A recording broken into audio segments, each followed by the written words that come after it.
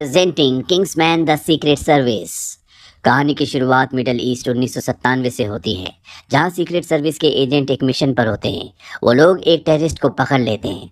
इसमें से एक एजेंट जिसका नाम हैरी हर्ट है, वो टेररिस्ट से पूछताछ करना शुरू करता है। तभी वो लोग टेररिस्ट के मुंह में ग्रेनाइट की पिन देखते हैं।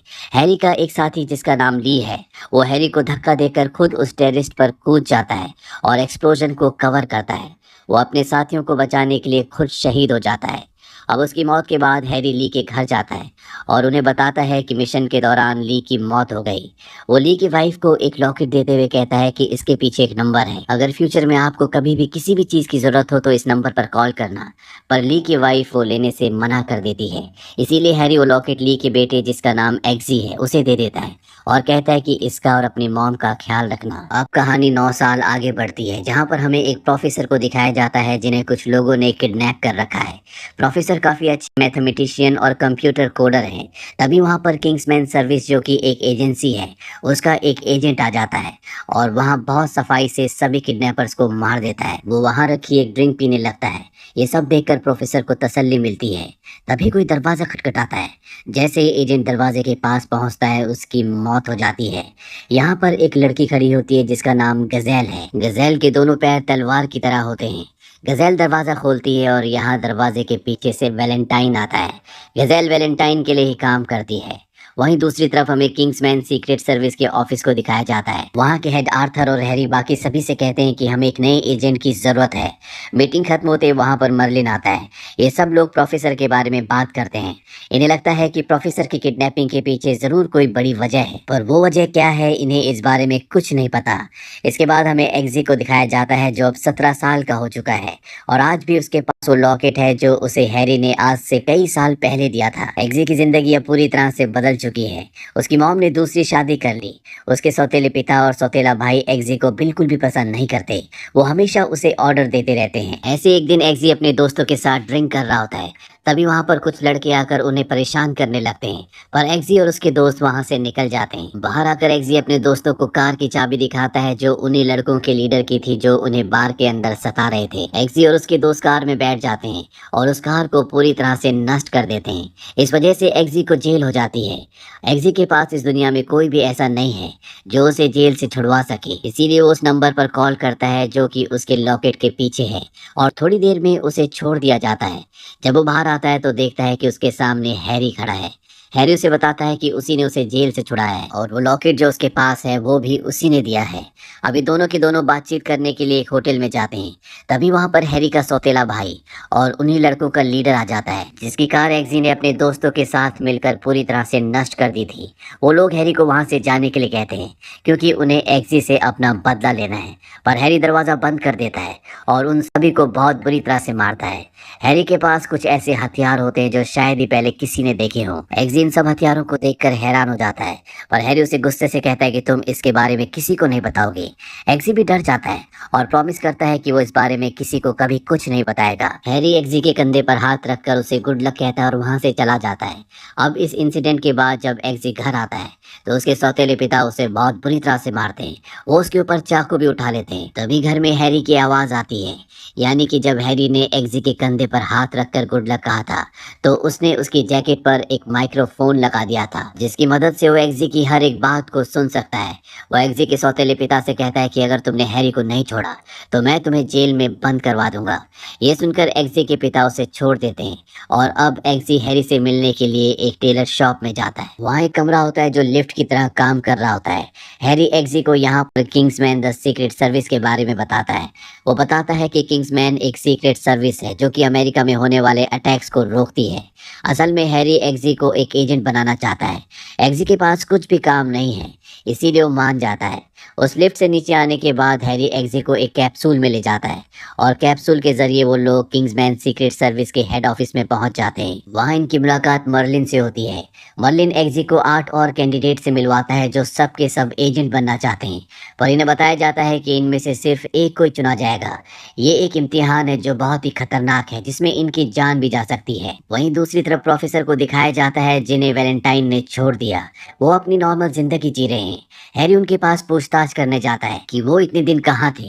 उन्हें किसने किडनैप किया था, पर प्रोफेसर उसे कुछ भी बताना नहीं चाहते। हैरी प्रोफेसर का कान पकड़ लेता है और तभी उनका चेहरा ब्लास्ट हो जाता है। इस ब्लास्ट में हैरी बुरी तरह जख्मी हो जाते हैं और बेहोश हो जाते हैं और अब किंग्समैन एजेंसी में ही हैरी का इलाज शुरू किया जाता है। वहीं वैलेंटाइन को दिखाया जाता है जो प्राइम मिनिस्टर और प्रिंसेस को अपने घर इनवाइट करता है। वो प्राइम मिनिस्टर को अपना एक आइडिया बताता है जो आइडिया प्राइम मिनिस्टर को अच्छा लगता है। प्राइम मिनिस्टर उसकी बात पर एग्री हो जाते हैं पर प्रिंसेस टिल्डा नहीं मानती। वैलेंटाइन उन्हें समझाने की कोशिश करता है पर जब प्रिंसेस टिल्डा नहीं मानती तो वैलेंटाइन अपने लोगों से कहता है कि प्रिंसेस टिल्डा को यहाँ से ले जाओ। प्रिंसेस टिल्डा को समझ में आ जाता है कि यहाँ पर कुछ न कुछ गड़बड़ है, उसकी जान खतरे में है, इसीलिए अपने गार्ड्स को इशारा करती है। पर वहाँ पर गज़ेल भी होती है जो अपने पैर पर लगी ब्लेडों से प्रिंसेस टिल्डा के सभी गार्ड्स को मार देती है। इसके बाद वैलेंटाइन के साथ मिलकर वो प्राइम मिनिस्टर की बॉडी में चिप लगाते हैं। वहीं हैरी को दिखाया जाता है जो अब होश में आ चुका है। एग्जी उनसे मिलने आता है। हैरी एग्जी को टॉप 6 में आने के लिए कांग्रेट्स करते हैं।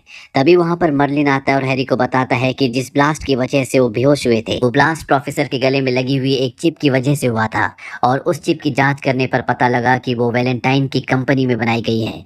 वैलेंटाइन की फोटो देखकर एग्जी कहता है ये शख्स तो एक जीनियस है, उसने आज ये अनाउंस किया है कि कल ही उसकी कंपनी की तरफ से न्यू सिम कार्ड लॉन्च किए जाएंगे जिसमें लोगों को लाइफ टाइम के लिए फ्री इंटरनेट और कॉल्स दिए जाएंगे। ये सुनने के बाद हैरी और मर्लिन को लगता है कि वैलेंटाइन का कुछ बड़ा प्लान है।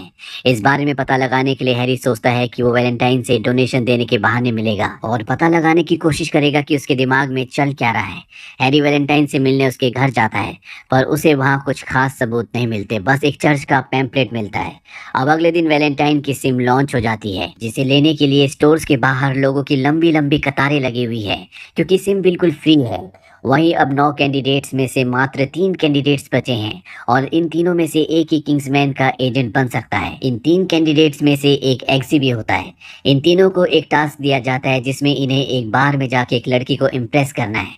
जब ये तीनों बार में जाते हैं तो तीनों बेहोश हो जाते हैं। एग्जी की जब आंखें खुलती है तो वो एक रेल की पटरी पर बंधा हुआ होता है। उसके सामने एक शख्स होता है जो उससे उसकी एजेंसी के बारे में पूछता है लेकिन एग्जी उसे कुछ भी नहीं बताना चाहता। अगले पल एग्जी देखता है कि सामने से एक ट्रेन आ रही है। वो आदमी उससे फिर पूछता है लेकिन एग्जी उसे कुछ नहीं बताता। ट्रेन एग्जी के ऊपर से निकल जाती है। ट्रेन के जाने के बाद दिखाया जाता है कि एग्जी पूरी तरह से सही सलामत होता है। दरअसल जब ट्रेन ऊपर से गुजरी थी तो पटरी को नीचे कर दिया गया था जिससे एग्जी की जान बच गई होती है। अब हैरी उसके पास आता और उसे बताता है कि ये भी टास्क का एक हिस्सा था। इस टास्क को एग्जी ने और एक दूसरी लड़की जिसका नाम रॉक्सी होता है, इन दोनों ने पास किया होता है। इन दोनों को इसी टास्क के दौरान एक एक डॉग्स चुनने के लिए भी कहा गया था जिसे इन्होंने खुद अपने साथ बड़ा किया था और फाइनल टास्क में इन्हें अपनी उसी डॉग को गोली मारनी होती है। रॉक्सी तो अपने डॉग को मार देती है लेकिन एग्जी अपने डॉग को नहीं मार पाता, इसीलिए वो फाइनल टास्क में हार जाता है और रॉक्सी को एजेंट बना दिया जाता है। हैरी को जब ये बात पता चलती है तो उसे बहुत गुस्सा आता है। वो एग्जी को अपने घर पर बुलाता है और उस पर बहुत गुस्सा करता है। इन दोनों की बात चली रही होती है तभी वहां पर मर्लिन आता है। वो हैरी को बताता है कि वैलेंटाइन चर्च में कुछ करने वाला है पर उन्हें नहीं पता कि उसका प्लान क्या है, इसलिए हैरी उसका प्लान जानने के लिए चर्च पहुंच जाता है जहां पर बहुत सारे लोग होते हैं। वो सब किसी मुद्दे पर बात कर रहे होते हैं और अचानक सभी लोग बहुत ज्यादा गुस्सा करने लगते हैं। इतना ही नहीं, वो लोग एक दूसरे को मारने भी लगते हैं। हैरी भी उन्हीं में शामिल था और वो भी बहुत सारे लोगों की जान ले लेता है। असल में वैलेंटाइन ने उसकी लॉन्च की गई सिम कार्ड चेक करने के लिए यहाँ पर लोगों को बुलाया था।